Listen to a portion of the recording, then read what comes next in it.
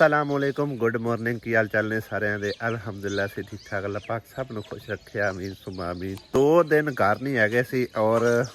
ਬੱਦਲ ਤੇ ਹਵਾ ਤੇ ਹਨੇਰ ਜਿਹੜੇ ਨਾ ਮਿਕਸ ਹੋ ਕੇ ਸਮਝੋ ਕਿ ਨਾ ਆਂਦੇ ਜਾਂਦੇ ਰਹੇ ਨੇ। ਸਭ ਤੋਂ ਪਹਿਲੇ ਮੈਂ ਆਖਿਆ ਇੱਕ ਵਾਰੀ ਨਾ ਨਜ਼ਰ ਮਾਰੀਏ ਪਲੇਟਾਂ ਪਲੂਟਾਂ ਤਾਂ ਨਹੀਂ ਕਿਤੇ ਡਿੱਗੀਆਂ ਟੱਠੀਆਂ ਜਾਂ ਉੱਡੀਆਂ, ਕਿਉਂਕਿ ਇਹਨਾਂ ਦੀ ਸਪੋਰਟ ਐਡੀ ਖਾਸ ਨਹੀਂ ਹੈਗੀ। ਠੀਕ ਹੈ, ਰੱਸਿਆਂ ਰੁੱਸਿਆਂ ਨਾਲ ਬੱਧੀਆਂ ਹੋਈਆਂ ਸੀ। ਉਹ ਦੇਖਣ 2 ਰੱਸੇ ਉੱਥੋਂ ਪਾਏ ਹੋਏ ਨੇ। ਬਾਕੀ ਅੱਲਾ ਦਾ ਕਰਮ ਹੈ ਕਿ ਬਚਤ ਹੋ ਗਈ। ਇੰਨਾ ਜ਼ਿਆਦਾ ਹਵਾ ਨਹੀਂ ਸੀ ਹੈਗੀ, ਵਰਨਾ ਇਹ ਸਪੋਰਟ ਨਹੀਂ ਮੈਂ ਸਮਝਦਾ। ਕਿਉਂਕਿ ਆ ਵੇਖੋ ਨਾ, ਆ ਚੈੱਕ ਕਰੋ, ਉਹਦੇ 2 ਬੱਧੇ ਸਨ, ਉਹ ਵੀ ਜਿਹੜੇ ਨਾ ਖੋਲ ਕੇ ਤੇ ਦਾਨਸ਼ ਦੇ ਨਾਲ ਉਹ ਗੁਟਕੇ ਜਿਹੇ ਲਾ ਲੈਣ। ਇਹ ਬਿਲਕੁਲ ਹੁਣ ਬੇਜਾਨ ਹੀ ਪਈਆਂ ਹੋਈਆਂ। ਬਾਕੀ ਇਹਨਾਂ ਦਾ ਕੋਈ ਥੋੜ੍ਹਾ ਬਹੁਤ ਆਸਰਾ ਹੈ, ਯਾਨੀ ਕਿ ਥੱਲੇ ਤਾਂ ਨਹੀਂ ਲੱਗੀਆਂ ਹੋਈਆਂ, ਉੱਤੇ ਹੀ ਪਈਆਂ ਹੋਈਆਂ। ਅਤੇ ਬਾਕੀ ਅੱਲਾ ਦਾ ਸ਼ੁਕਰ ਹੈ ਕਿ ਬਚਤ ਹੋ ਗਈ ਹੈ। ਇਹ ਪਤਾ ਨਹੀਂ ਲੱਕ ਦੇ ਵਿੱਚ ਡੂੰਘੀਆਂ ਕਿਉਂ ਹੋਈਆਂ ਜਾਂਦੀਆਂ ਨੇ। ਸਟੈਂਡ ਟੁੱਟ ਗਏ, ਕੀ ਮਸਲਾ। ਉਹ ਦੇਖੋ ਨਾ, ਸਟੈਂਡ ਹੀ ਲਿਫ ਗਿਆ ਹੋਇਆ। ਬਾਕੀ ਇਹ ਤਾਂ ਅੱਲਾ ਕੀਤਾ ਬਚਤ ਹੋ ਗਈ ਆ। ਛੱਤਾਂ ਛੁੱਤਾਂ ਤਾਂ ਵੈਸੇ ਹੀ ਸਾਡੀਆਂ ਪੱਕੀਆਂ ਨੇ,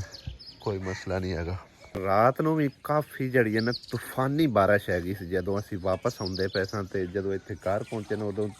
ਜਿਹੜਾ ਨਾ ਇੱਕ ਵਾਰੀ ਮੌਸਮ ਸਾਫ਼ ਹੋ ਕੇ ਦੁਬਾਰਾ ਫਿਰ ਇੱਕ ਵਾਰੀ ਬਾਰਿਸ਼ ਜਿਹੜੀ ਚੰਗੀ ਝੁੱਟੀ ਲਾ ਕੇ ਗਈ ਆ। ਸੁਬਹ ਸਵੇਰੇ ਉੱਠਿਆ ਨਾ ਤੇ ਮੌਸਮ ਸਾਫ਼ ਸੁਥਰਾ ਵੇਖਣ ਨੂੰ ਮਿਲਿਆ, ਅਲਹਮਦੁਲਿਲਾ। ਹਲੇ ਫਿਲਹਾਲ ਦੀ ਘੜੀ ਤਾਂ ਸਾਫ਼ ਸੁਥਰਾ ਹੈ, ਲੇਕਿਨ ਹਲਕੇ ਫੁਲਕੇ ਬੱਦਲ ਜਿਹੜੇ ਨਾ ਫਿਰ ਆਣੇ ਸ਼ੁਰੂ ਹੋ ਚੁੱਕੇ ਨੇ। ਉਹ ਦੇਖੋ ਨਾ, ਫੁੱਲਾਂ ਵਾਲੀ ਵੱਲ ਤੇ ਨਾ ਇੱਕ ਵੀ ਫੁੱਲ ਨਹੀਂ ਬਚਿਆ। ਚੈੱਕ ਕਰੋ, ਸਾਰੇ ਦੇ ਸਾਰੇ ਹੀ ਪਤਾ ਨਹੀਂ ਹਵਾ ਨੇ ਗਿਰਾ ਦਿੱਤੇ ਜਾਂ ਬਾਰਿਸ਼ ਨੇ ਗਿਰਾ ਦਿੱਤੇ ਆ। ਔਰ ਇੱਕ ਅੱਧਾ ਆਇਆ ਵੀ ਫਸਿਆ ਹੋਇਆ ਬਚਤ ਹੋ ਗਈ ਆ। ਹਵਾ ਬੜੀ ਤੇਜ਼ ਰਹਿ ਗਈ ਸੀ, ਚਲਦੀ ਰਹੀ। ਆਹ ਚੈੱਕ ਕਰੋ,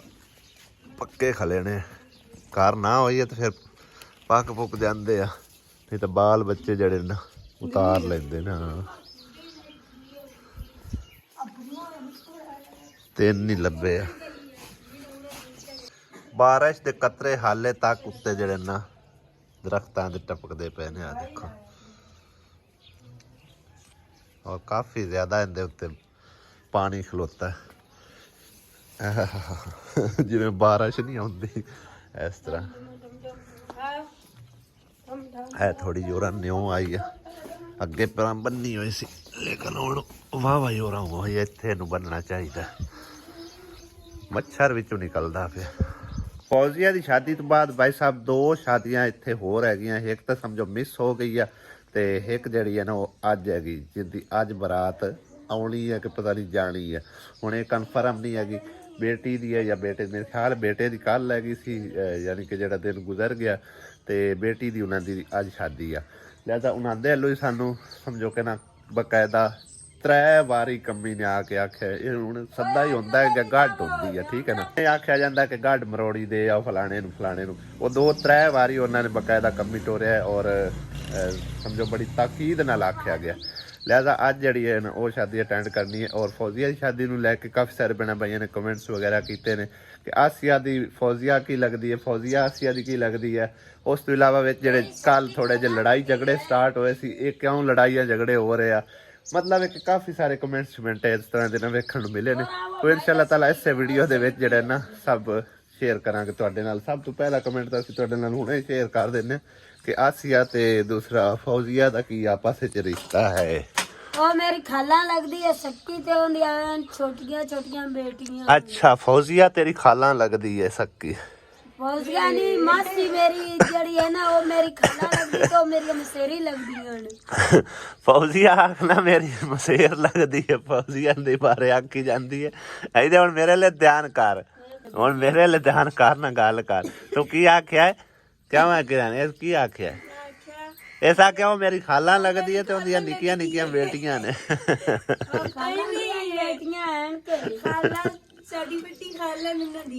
ਹਾਂਜੀ, ਉਹ ਅਸਲ ਨਾ ਜਿਹੜੀ ਖਾਲਾ ਪ੍ਰਵੀਨ ਹੈ ਨਾ ਉਹ ਸੱਕੀ ਇਹਦੀ ਖਾਲਾ ਲੱਗਦੀ ਹੈ, ਤੇ ਜਿਹੜੀ ਹੈ ਫੌਜ਼ੀਆ ਔਰ ਇਹ ਆਪਸ ਵਿੱਚ ਕਜ਼ਨ ਲੱਗੀਆਂ, ਯਾਨੀ ਕਿ ਇੰਗਲਿਸ਼ ਤੇ ਕਜ਼ਨ ਹੀ ਆਖਿਆ ਜਾਂਦਾ ਹੈ ਨਾ। ਉਂਝ ਸਾਡੇ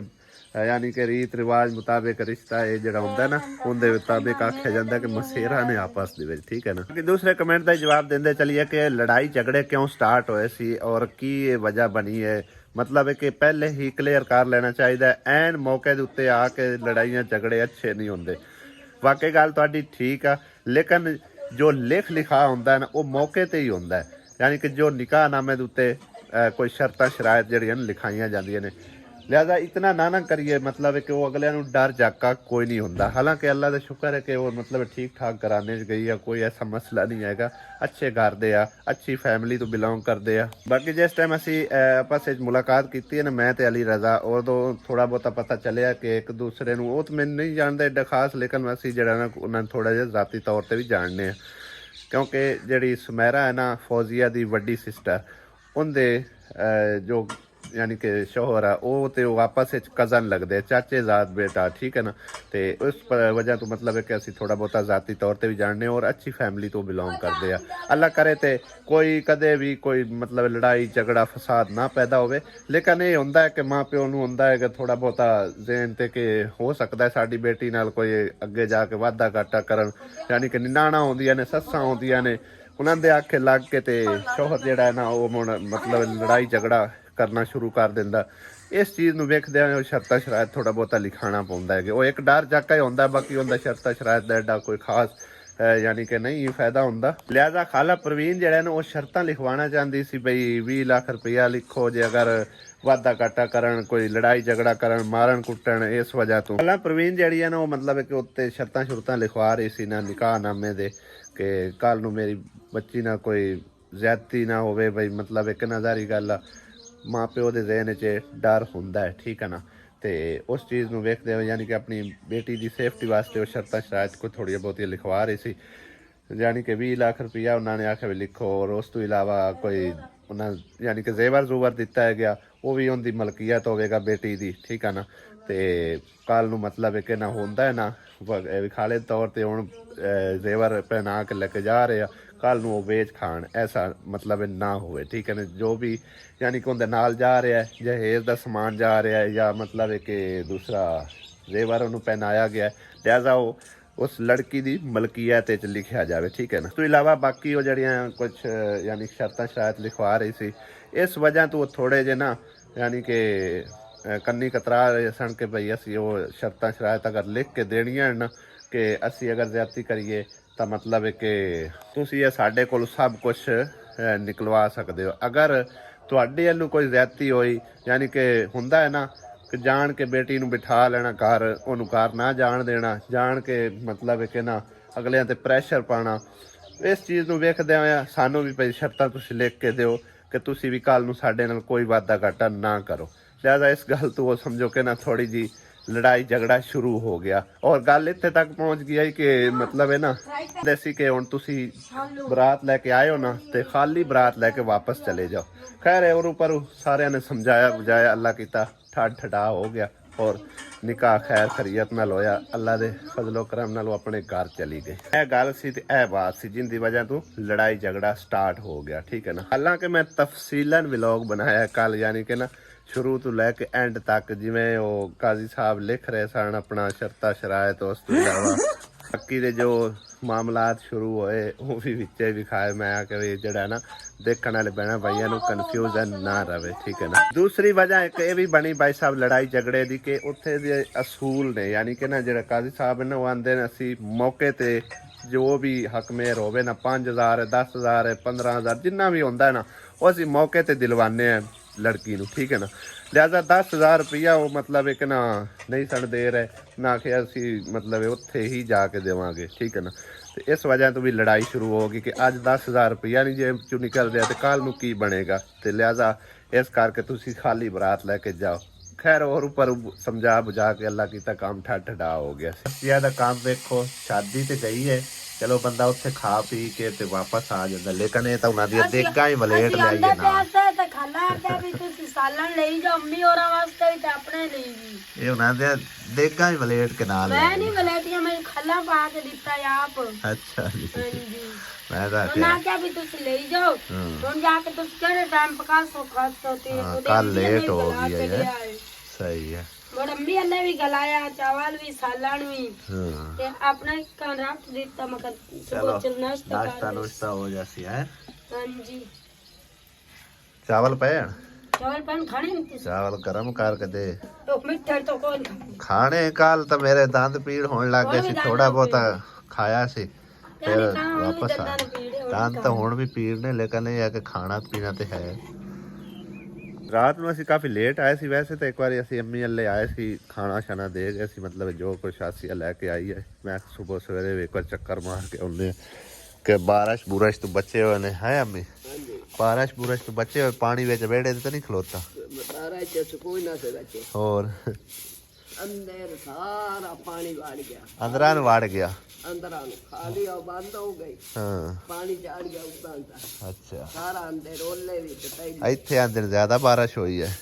ਇੱਥੇ ਬਾਰਿਸ਼ ਬਹੁਤ ਹੋਈ ਹੈ ਇਹਦੀ ਧਿਆਨ ਪਵਾ ਲਾ ਕੇ ਹਾਂ ਪਹਿਲਾਂ ਐਡੂ ਆਈ ਪੱਠੇ ਬਾਤ ਕੇ ਅਗੇ ਮੈਂ ਜਾਊਂਗਾ ਸਿਰਕ ਬੱਦਾ ਲੂ ਦੇਖ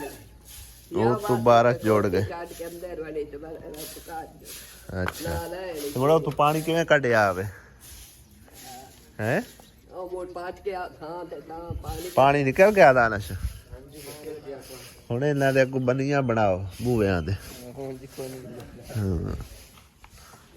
ਹਾਂ ਇਹਨੂੰ ਲੇਟਣ ਵਾਸਤੇ ਚੰਗੀ ਜਗ੍ਹਾ ਲੱਭ ਜਾਂਦੀ ਹੋਣੀ ਗਦਾਲ ਮਾਰੀ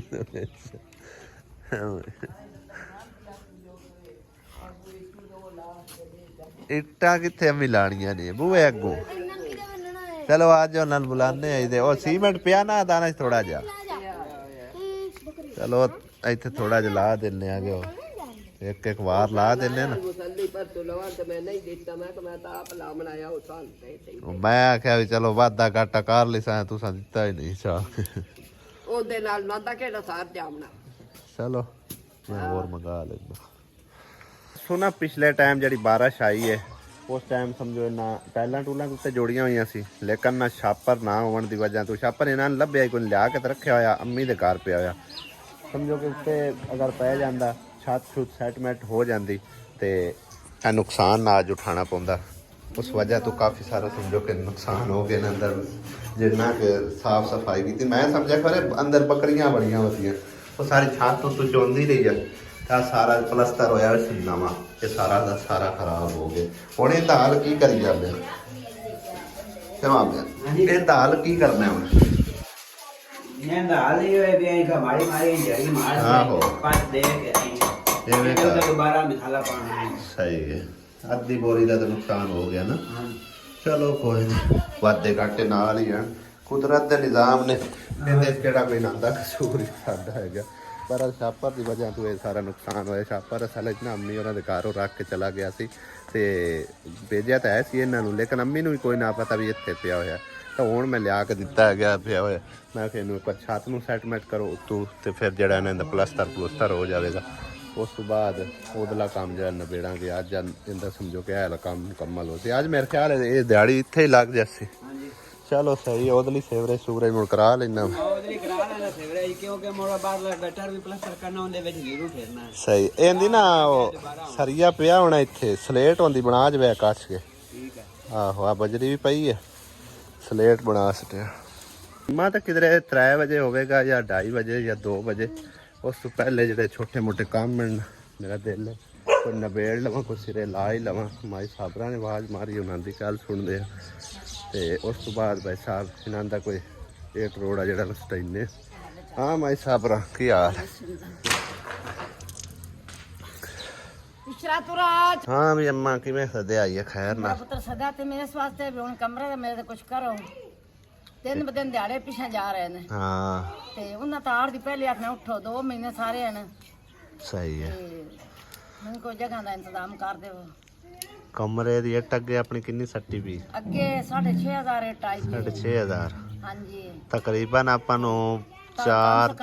4 ਤੋਂ 1000 और चाहिए हाँ, तो छे- फुट बाज भी ਜਾਂਦੀਆਂ ਨੇ ਉਹ ਹੈ ਨਾ 5-6 ਹਜ਼ਾਰ ਹੋਰ ਚਾਹੀਦੀ ਵੀ ਚਲੋ ਕੋਈ ਕਮਰਾ ਪਾ ਕੇ ਉਹਦੀ ਕਮਰੇ ਤਾਂ ਨੀਸ਼ੀ ਦੋ ਅੱਛੀ ਚਾਹੀਦੇ ਨੇ। ਤਗੜੀ ਹੋਵੇ ਚਲੋ ਕੋਈ ਅੱਲਾ ਹਾਂ। ਕਰੇ ਜੇ ਕਿਸੇ ਸਾਲ ਲੇਕਿਨ ਤੇ ਆ ਆਪਣੇ ਕੋਲ ਹਾਲੇ ਫਿਲਹਾਲ ਦੀ ਘੜੀ ਇੱਕ ਕਮਰੇ ਦਾ ਵੀ ਸਮਝੋ ਕਿ ਬਜਟ ਨਹੀਂ ਹੈ ਜਾਏ। ਹਾਂਜੀ ਠੀਕ ਹੈ ਨਾ ਤੁਹਾਡੇ ਸਾਹਮਣੇ ਅਗਲੇ ਦਿਨ 1 ਲੱਖ ਤੁਹਾਨੂੰ 20,000 ਨਪਾਇਆ ਜੀ ਜੀ ਜਿਹਦੇ ਚ 5,000 ਤੁਸੀਂ ਆਪ ਲੈ ਲਿਆ ਹਾਂਜੀ ਠੀਕ ਹੈ ਨਾ ਭਈ ਬਕਾਇਆ ਚਲੋ ਜਿਹੜੇ ਨਿਸਾਬ ਲਾਓ ਨਾ ਤੁਸੀਂ ਕੁਝ ਕਰੋ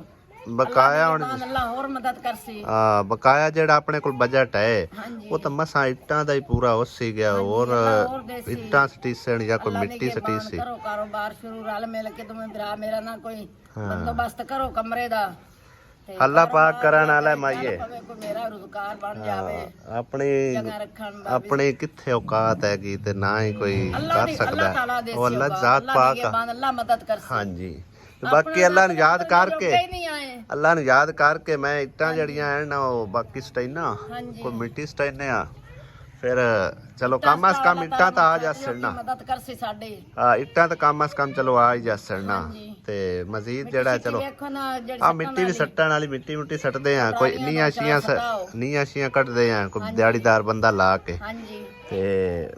ਨਹੀਂ ਆਪਾਂ ਥੱਲੂ ਪਾਟ ਕੇ ਚਾਨੀਆਂ ਨੇ ਅਗਲੀਆਂ ਕੂੜੇ ਦੇ ਉੱਤੇ ਨਹੀਂ ਨੀਆਂ ਰੱਖਣੀਆਂ ਨਹੀਂ ਅੱਛੀਆਂ ਕਾਢ ਲਿਸਾ ਥੱਲੇ ਆਪਾਂ ਸਰੀਆ ਬਜਰੀ ਬਾਹਰ ਲਿਸਾ ਨਾ ਮਤਲਬ ਇਹ ਵਾਵਾ ਉਚਾਣ ਖੜਾ ਕੰਮ ਹਾਂਜੀ ਪਾਣੀ ਛਾਣੀ ਪਵੇ ਤਾਂ ਮਜ਼ਬੂਤੀ ਰਵੇ ਹਾਂਜੀ ਕਿਉਂ ਪੁਰਾਣੀ ਜਗ੍ਹਾ ਨਹੀਂ ਵੀ ਉੱਚੀ ਦੱਬੀ ਦੁੱਬੀ ਹਾਂ ਨਹੀਂ ਉਹ ਥੱਲੇ ਸਰੀਆ ਪਾ ਕੇ ਨਾ ਬੀਮ ਬਾਹਰ ਲਿਸਾ ਉਹਦੀ ਕੋਈ ਨਹੀਂ ਪਰੇਸ਼ਾਨੀ ਲੈਣੀ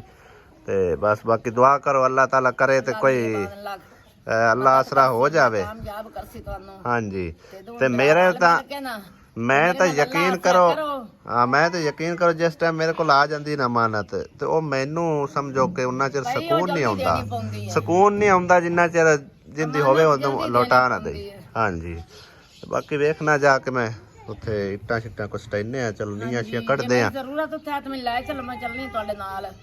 ਨਹੀਂ ਤੁਹਾਡਾ ਕੋਈ ਨਹੀਂ ਮੈਂ ਇੱਕ ਵਾਰ ਫਿਲਹਾਲ ਉੱਥੇ ਵਿਜ਼ਿਟ ਕਰਨਾ ਤੇ ਤੁਹਾਡੀ ਜ਼ਰੂਰਤ ਹੋਏ ਤੇ ਲੈ ਜਾਸਾਂ ਕੋਈ ਨਹੀਂ ਜਿੱਥੇ ਤੁਸੀਂ ਆਖਿਆ ਉੱਥੇ ਹਿਸਾਬ ਨਾਲ ਮੈਂ ਤਾਂ ਨੂੰ ਵੀ ਆਖਿਆ ਵੀ ਰਲ ਮਿਲ ਕੇ ਬਾਕੀ ਹੁਣ ਜਗ੍ਹਾ ਤੁਹਾਡਾ ਕੋਈ ਨਾਨਕਿਆਂ ਨੂਨਕਿਆਂ ਨਾਲ ਦਾ ਰੋਲਾ ਨਹੀਂ ਪੌਸੀ ਨਾਨਕਿਆਂ ਰੋਲਾ ਇਹ ਨਾਨਕੇ ਜਾਂਦੇ ਵੀ ਜੇ ਨਹੀਂ ਰੱਖੋ ਸੰਦ ਸਾਦੇ ਕੋਠੇ ਤੇ ਬੈਠਾ ਕੇ ਥਾਂ ਸੰਦੇ ਉਹਨਾਂ ਨਾ ਆਵਣਾ ਨਾ ਉਹਨਾਂ ਇਸਤੇਮਾਲ ਕਰਨਾ ਨਹੀਂ ਉਹ ਚਲੋ ਕੰਮ ਅਸ ਕੰਮ ਉਹਨਾਂ ਦਾ ਹੱਕ ਤਾਂ ਬਣਦਾ ਹੈ ਨਾ ਉਹਨਾਂ ਤੁਹਾਨੂੰ ਜਗ੍ਹਾ ਦਿੱਤੀ ਹੈ ਵੀ ਉੱਥੇ ਤੁਸੀਂ ਦੱਸਣਾ ਤਾਂ ਹੈ ਉਹਨਾਂ ਨੂੰ ਹਾਂਜੀ ਦੱਸਣਾ ਬਿਲਕੁਲ ਜਿਹੜੇ ਆਪਾਂ ਨਹੀਂ ਰੱਖਣੀ ਹੈ ਨਾ ਉਹਨਾਂ ਨੂੰ ਕੋਲ ਲਿਆ ਕੇ ਰੱਖਣੀ ਚਲੋ ਸਹੀ ਹੈ ਹਾਂਜੀ ਠੀਕ ਹੋ ਗਿਆ ਬਾਈਸਨਿਆ ਦੇ ਗਿਆ ਵੀ ਮਾਮੂ ਆਂਦਾ ਜਿਸ ਜੇ ਨਹੀਂ ਰੱਖਣਾ ਮੈਨੂੰ ਕੋਲ ਸਾਦ ਮੈਂ ਜ਼ਰੂਰ ਸੱਸਾਂ ਠੀਕ ਹੋ ਗਿਆ ਉਹ ਮੈਂ ਫਿਲਹਾਲ ਮੁੜੀਟਾ ਸਟੈਨਾ ਤੇ ਦੂਸਰਾ ਮਿੱਟੀ ਮੁੱਟੀ ਅੱਛਾ ਹੈ ਤੇ ਫਿਰ ਜਿਸ ਟਾਈਮ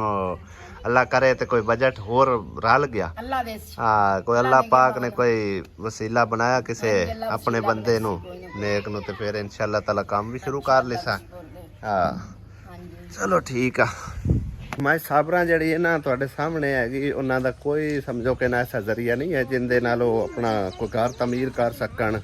ਜਾਂ ਕੋਈ ਆਪਣਾ ਇੱਟਾਂ ਸਟਾ ਸਕਣ ਮਿੱਟੀ ਸਟਾ ਸਕਣ ਜਾਂ ਕੋਈ ਵੀ ਕੰਮ ਸ਼ੁਰੂ ਕਰ ਸਕਣ ਕਿਉਂਕਿ ਉਹਨਾਂ ਦੇ ਦਮਾਦ ਤੇ ਵੀ ਕਰਜ਼ਾ ਹੈ ਬੇਟੇ ਤੇ ਵੀ ਕਰਜ਼ਾ ਹੈ ਅੱਲਾ ਆਸਰੇ ਉਹ ਇੱਥੇ ਬੈਠੀ ਆ ਠੀਕ ਹੈ ਨਾ ਤੇ ਲਿਹਾਜ਼ਾ ਜਿਹੜੇ ਕੋਈ ਭੈਣ ਭਾਈ ਦੇਖਦੇ ਪੈਣ ਜਿਸ ਤਰ੍ਹਾਂ ਪਹਿਲੇ ਉਹਨਾਂ ਦੀ ਹੈਲਪ ਕੀਤੀ ਨੇ ਹੋਰ ਮਜ਼ੀਦ ਥੋੜੀ ਬਹੁਤੀ ਕਰੋ ਰਲ ਮਿਲ ਕੇ ਤਾਂ ਕਿ ਉਹਦਾ ਇੱਕ ਕਮਰਾ ਜਿਹੜਾ ਨਾ ਉਹ ਤਾਂ ਸਿਰੇ ਲੱਗ ਜਾਵੇ ਠੀਕ ਹੈ ਨਾ ਹੁਣ ਤੁਹਾਨੂੰ ਪਤਾ ਹੈ ਮਹਿੰਗਾਈ ਇੰਨੀ ਕੁ ਹੋ ਗਈ ਦਿਨ ਬ ਦਿਨ ਜਿਵੇਂ ਪੈਟਰੋਲ ਵੱਧਦਾ ਨਾਲ ਹੀ ਉਹ ਕੰਮ ਚੁੱਕ ਦਿੰਦੇ ਨੇ ਆਪਣਾ ਸਾਰੇ ਸਮਾਨ ਵਾਲੇ ਵੀ ਮਟੀਰੀਅਲ ਵਾਲੇ ਮਿੰਟ ਮਾਰ ਕੇ ਕੰਮ ਚਾਹ ਦਿੰਦੇ ਭਾਵੇਂ ਉਹਨਾਂ ਦੇ ਕੋਲ ਪਹਿਲੇ ਹੀ ਜਮਾ ਪਿਆ ਹੁੰਦਾ ਠੀਕ ਹੈ ਨਾ ਉਹ ਆਂਦੇ ਨੇ ਸਾਨੂੰ ਆਖੇ ਕੋਲੂ ਪੈਂਦੇ ਨੇ ਜਿਹੜੇ ਅੱਲੇ ਵੀ ਜਾਵੀਏ ਤੇ ਬਹਰਾਲ ਜੀ ਜਿਹੜੇ ਭੈਣ ਭਾਈ ਦੇਖਦੇ ਪਏ ਨੇ ਉਹਨਾਂ ਦੇ ਅੱਗੇ ਅਪੀਲ ਹੈ ਗੁਜ਼ਾਰਿਸ਼ ਜਿਹੜੇ ਸਾਹਿਬ ਹੈਸੀਅਤ ਨੇ ਆਪਣੇ ਹਸਬੇ ਤੌਫੀਕ ਰਲ ਮਿਲ ਕੇ ਮਾਈ ਸਾਬਰਾਂ ਦੀ ਕੋਈ ਥੋੜੀ ਬਹੁਤੀ ਹੈਲਪ ਕਰੋ ਤਾਂ ਕਿ ਲੰਦਾ ਜਿਹੜਾ ਨਾ ਕੋਈ ਇੱਕ ਕਮਰੇ ਦਾ ਸਮਝੋ ਕਿ ਬੰਦੋਬਸਤ ਕਰ ਸਕੀਏ ਜਜ਼ਾਕ ਅੱਲਾ।